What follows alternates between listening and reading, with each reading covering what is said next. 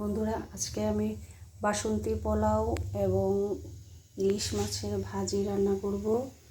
তাই বাসন্তী পোলাওর জন্য আমি এখানে খাসার চাউল নিয়েছি। এখানে লঙ্কা, কিশমিশ, তারপরে লং, দারচিনি, এলাচ, তারপরে কাজু বাদাম কিছু নিয়েছি এবং এখানে তেজপাতা নিয়েছি। এখন প্রথমে আমি চাউলটাকে ভালো করে ধুয়ে শুকিয়ে নিয়েছি। এবার আমি এটাকে হলুদ, লবণ আর একটু ঘি দিয়ে এটাকে মাখবো।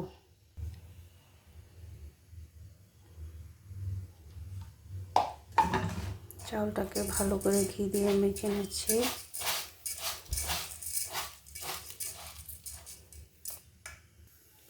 তারপর আমি এই সসপ্যানটাতে করব, তাই এটাকে একটু গরম বসিয়ে দিয়েছি। এটার মধ্যে আমি তেল, ঘি সব কিছু দিয়ে তারপর চালটাকে ভাজবো। আর পাশাপাশি মনে রাখবেন, যেটুকু চাল নেব তার ডবল জল হতে হবে। তা আমি ডবল জলটাকে একটু সাইডে গরম করে নিচ্ছি। এবার সসপ্যানটা গরম হয়ে গেছে। আমি পুরোটা ঘি দেব না, আমি হাফ রিফাইন্ড অয়েল এবং হাফ ঘি দেব।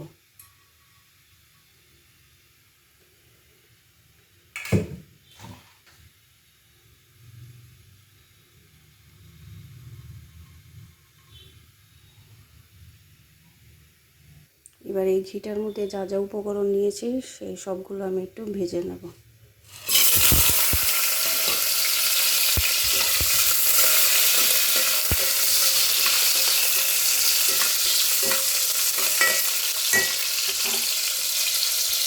এবার আমি চালটাকে এটার মধ্যে দিয়ে দিচ্ছি।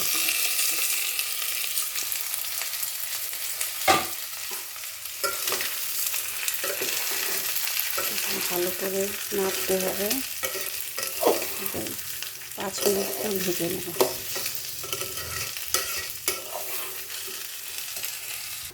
এবার আমার ভাজা হয়ে গেছে। এটার মধ্যে এবার গরম জলটা দিয়ে দেবো। মনে রাখবেন, যতটুকু চাল ঠিক তার ডবল চাল হবে।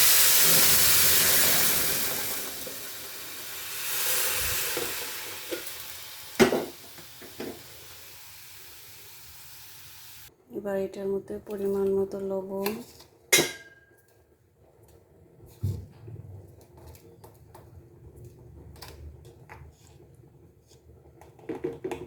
তারপর একটু হলুদ, একটু স্বাদ মতো চিনি দিয়ে দেবো। বাসন্তী পোলাওতে চিনি না দিলে ভালো লাগে না, তাই চিনি দিয়ে নেড়ে ছেড়ে এবার ঢেকে দেবো।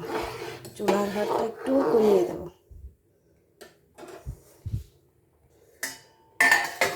দেখে এবার 15 মিনিট রেখে দেবো। মাঝে মধ্যে উল্টিয়ে দেখবো হয়েছে কি না। বন্ধুরা, আমার বাসন্তী পোলাও হয়ে এসছে প্রায়, আর অল্প একটু 2 মিনিট করলেই হয়ে যাবে।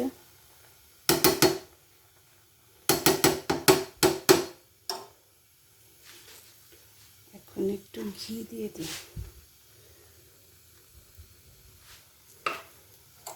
দিয়ে ঢেকে দিচ্ছি।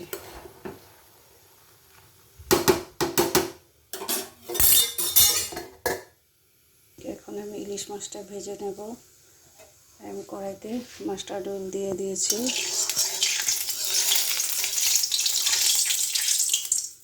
তেলটা গরম হয়ে গেছে, ইলিশ মাছটা দিয়ে দিচ্ছি।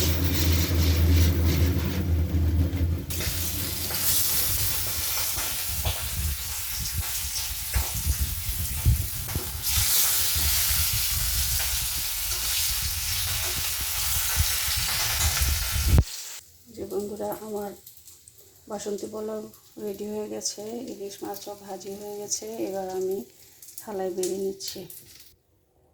এই যে আমাদের ফেভারিট ডিশ, আমাদের প্রত্যেকের খুব প্রিয় এই ডিশটা আজকে আমি প্রিপেয়ার করলাম। আপনারাও সবাই রান্না করে খাবেন, খুব ভালো খেতে, খুব স্বাদ, টেস্টি।